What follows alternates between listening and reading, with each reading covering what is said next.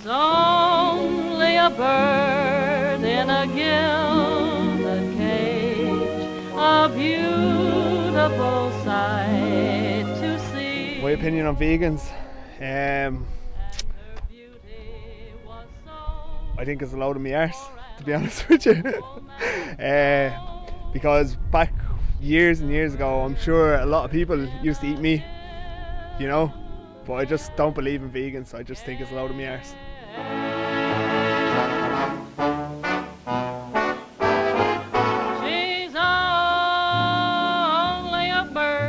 She's only a bird in a gilded cage, a beautiful sight, a beautiful sight, a beautiful sight, a beautiful sight to see. I said a beautiful sight to see.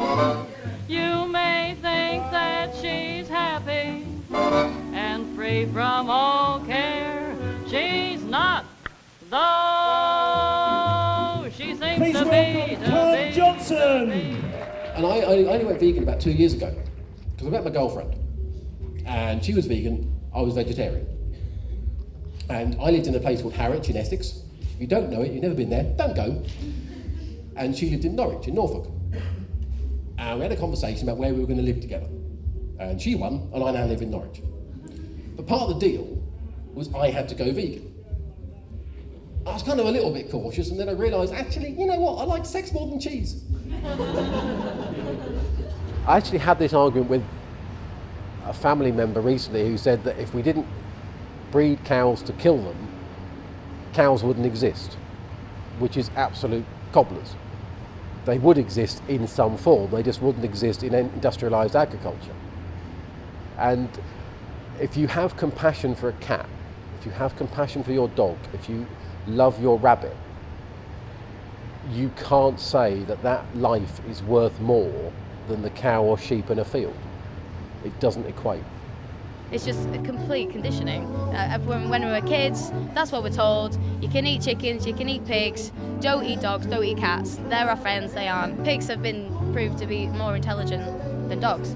So there is absolutely no reason to eat a pig and not eat a dog. It's just conditioning. And obviously your parents were told that, they'll tell you that, you'll tell your kids that, and until somebody turns around and says, you're wrong, you know, people are just going to keep on doing what they've always done. There's a difference. There's a difference between house pets and then animals that are bred for beef, lamb, chicken. There's a difference between them than what there is between a house dog, a house pet, a dog, a cat, let's say, than what there is between a cow. A cow is bred for beef. That's the main purpose of having cows. Like a lot of farmers will have cows for beef. You know, that's how they make their profits. That's how they make their money, is beef. I came into farming really through my family history. My father's a farmer, my father's father was a farmer, and my mum is from a farming family as well. It wasn't my intention to get into farming. I went to university after school, got a degree, came back, started working on the farm, and I've been here ever since. There's a connection in between domestic pets and farm animals, in fact, that they are animals, living creatures. But I think that there is a difference between them being pets and animals for farming purposes. For example, we keep working dogs on our sheepdogs, and they're there to work and to help us manage the flocks. But we don't keep them as domestic pets. But obviously they have the best care and attention, and they're good company. But and obviously with other animals such as the sheep and the cattle, then there's no way we'd keep the numbers that we do for domestic purposes.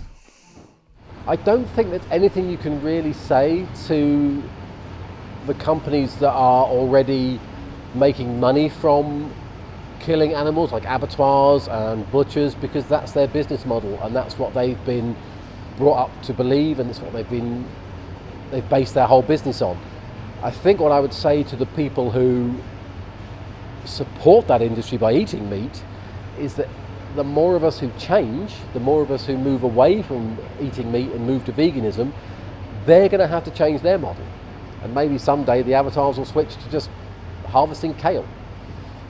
I can't see it going to just producing crops and fruit. But at the end of the day, it's a supply and demand business. we don't. As long as there's a supply for meat, I'm sure that there will be farmers will keep on producing animals for that purpose. But if one day the market disappears, then everyone will have to adapt to that. Beef, yeah, I love a big juicy beef, blood and all coming out of it. Yeah, I love it. Yeah, chicken, I love chicken. Turkey, love fish.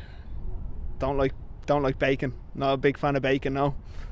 No, but beef, yeah, beef, big juicy bloody steak. Yeah.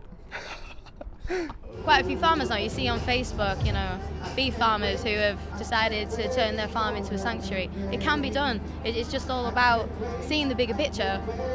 You know, farmers, yes, they might have farmed cows their whole lives, but that doesn't mean they can't farm something else or even do something else. You know, there are other things to do, and they have the land. That's the important part.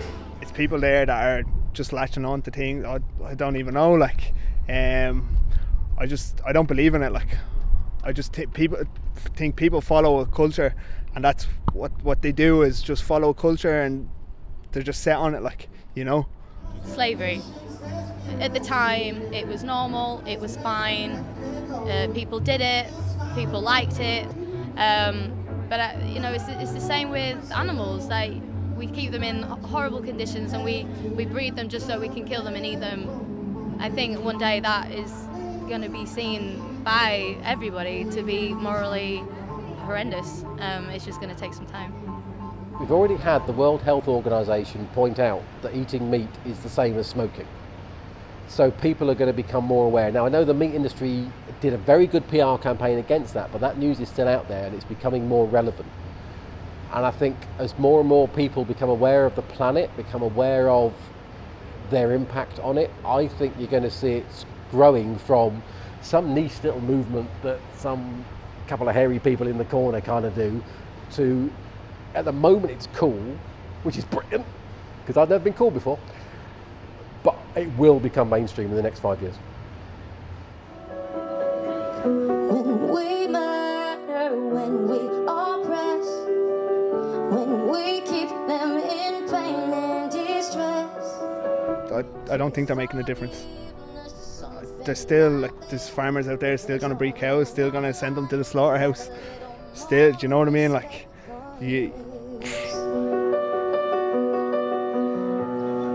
I don't know if it would reach the masses. It's, I think it is becoming more popular, and it is, like I said, it's a lifestyle choice. If it was, if people thought it was the best thing for them and their family, or perhaps, for example, for some reason meat got massively expensive, then people might adopt that lifestyle. But I can't see that happening in the near future. If you'd only look, you would see her cry. She's screaming out for him, but the bullet always wins. When we murder, when we oppress, when we keep them in